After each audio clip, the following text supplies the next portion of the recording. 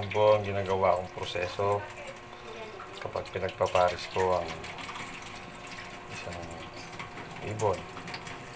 Lalo na kapag sila po ay may mga unang kapares sa kanilang mga binaklas ko lang itong mga kaibon at pagpaparisin nga natin. Isang sable lutino, hen, at isang green opa, split ino, cock. Project lutino opaline po siya. Ayan po. Sana magpares agad sila. At mga kaibon, comment nyo naman kung ganito rin ba kayo mag set ng parisan.